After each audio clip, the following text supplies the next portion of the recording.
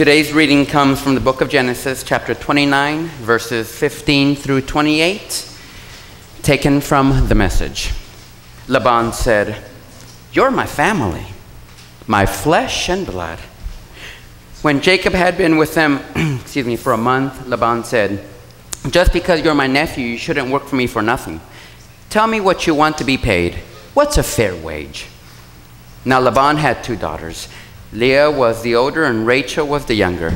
Leah had nice eyes, but Rachel was stunningly beautiful. And it was Rachel that Jacob loved. So Jacob answered, "I will work for you for 7 years for your younger daughter Rachel." "It is far better," said Laban, "that I give her to you than marry her to some outsider. Yes, stay here with me." So Jacob worked 7 years for Rachel, but it only seemed like a few days. He loved her so much. Then Jacob said to Laban, "Give me my wife. I've completed what we've agreed I do. I'm ready to consummate my marriage." Laban invited everyone around and threw a big feast. At evening, though, he got his daughter Leah and brought her to the marriage bed, and Jacob slept with her. Laban gave his maid Zilpah to his daughter Leah as her maid. Morning came. There was Leah in the marriage bed. Jacob confronted Laban. "What have you done to me? Didn't I work all this time for the hand of Rachel? Why did you cheat me?" We don't do that. We don't do it that way in our country," said Laban. "We don't marry off the younger daughter before the older. Enjoy your week of honeymoon, and then we'll give you the other one also. But it will cost you another 7 years of work." Jacob agreed. When he'd completed the honeymoon week, Laban gave him his daughter Rachel to be his wife. Laban gave his maid Bilhah to his daughter Rachel as her maid. Jacob then slept with her. And he loved Rachel more than Leah. He worked for Laban another 7 years. Hear what the Spirit says today. Thanks be to God. Last week I remember sharing with you about what the next 4 months could look like for us as a community and as a church. Today is 100 days until the election on November the 3rd. And because we don't talk about party politics from the pulpit or in this congregation, but we do talk about our responsibility to be involved in the world.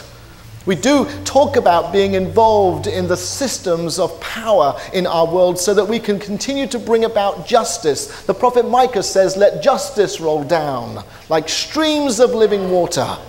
And justice rolls down because you and I are involved in the community, involved by using our lives, involved by allowing our stories to be made manifest in the world. And because of that, we speak and we live from those values that Jesus gives to us. And Jesus wasn't just about going into the holy places. Indeed, you probably didn't see Jesus in too many of the holy places. What you saw was Jesus out in the community, out in the world, bringing about a change, bringing about a difference, and allowing people to be involved with God on a one-on-one basis, not just through the temple, but in the world. And that's what Christians are called to do and to be, is to practice their faith, practice their religion, not just when people are watching you, but to practice your faith and practice your religion in those silent places. Indeed, Jesus was critical of those who practice their faith only in the public places. He says, "Why do you walk around in those fine robes and you stand out in your temple courts and you throw your arms into the air and allow people to know everything that you're praying about?" And what Jesus says is that when you pray, you should go to that secret place, to that quiet place where no one is watching you, so that you can be in relationship with God one-on-one. And then gave us that wonderful model prayer that Reverend Pat is teaching on in our Bible study series. And he told us to pray like this: "Our God who art in heaven, hallowed be thy name." If we can do that in our private space, in our sacred spaces of our own lives, of our own stories, then we are ready to go out into the world and make manifest what it is that we believe and what we know to be truth. These next 4 months can be harrowing for us as a community. We know in California we'll be facing a Proposition 8, that will outlaw, put into the Constitution, a ban on same-gender or same-sex marriage. We'll write it into the Constitution. It'll be the first time, my understanding is, that anything has ever been put into the Constitution that restricts rights rather than gives rights to individuals. If that's not a sin, I don't know what it is.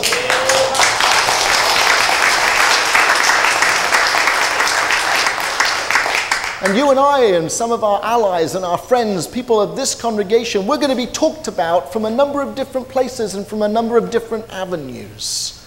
We're going to be talked about saying that we are not worth marriage. We're going to hear people who are going to tell us that we should not be involved in public life. We're going to be told, I heard one presidential candidate, and I'm not allowed to say which one, but I heard one presidential candidate say that we should not have the right to adopt children. I find that absolutely incomprehensible when I get to see the outcomes of gay and lesbian families who have not only adopted children, but those children have gone on to be incredible assets to this world and to this community. Of course, I'm grateful for heterosexual parents as well. And I want to make sure that we hear that in our congregation. It takes a community, a village to raise a child. And it's not just one family. I have seen that evident in this congregation over and over again as we have passed the baby, moved it along to ensure that the parents get a rest, the parents get a break, and that they get to participate in this journey that we call community. This week I was in Minneapolis. And I was there for a conference of the large church pastors of our denomination. Now, I always make sure that I say our large church pastors rather than the large pastors who pastor churches. And sometimes I get those around the wrong way, and so I apologize. But the large church pastors conference. And we were there sharing in some exciting stuff about what's going on in our churches. And they were asking me, what can they do to help us in California around Proposition 8? And I asked them to continue to preach the good news of God's love for all peoples. And to remind ourselves that as a progressive community of faith, we are a fully inclusive community.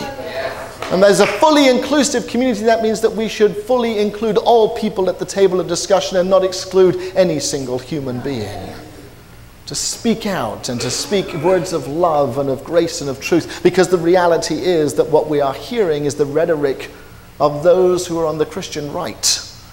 And we need to begin to hear the progressive voice of faith that continues to remind people of what it is that Jesus came to speak about. Marriage. We don't do it that way in our country. Did you hear those words from Genesis? It was the words that Eugene Patterson paraphrased from another tradition, another version of the text of the Bible. But marriage is probably one of the most confused institutions in our world right at this very moment. Because when the Christian right speak about biblical marriage, when they talk about what marriage should be and what marriage was ordained to be, I think that they failed to read the scriptures. They failed to read what marriage was at the very beginning of creation. And I grant you, marriage has changed in 2,000, 6,000, however many years it has been since the dawn of creation. But marriage is not as we understand it today. It wasn't done like that in their country, and it's certainly not done like that in our country today. Marriage, according to Old Testament and according to our understanding of the biblical times in those days, was about chattel and property. It was about taking a woman and making her your own, with no involvement from the woman. Did you hear the story about Leah and Rachel and Jacob? I find that really interesting, that story. I could hear some little gasps going on in the congregation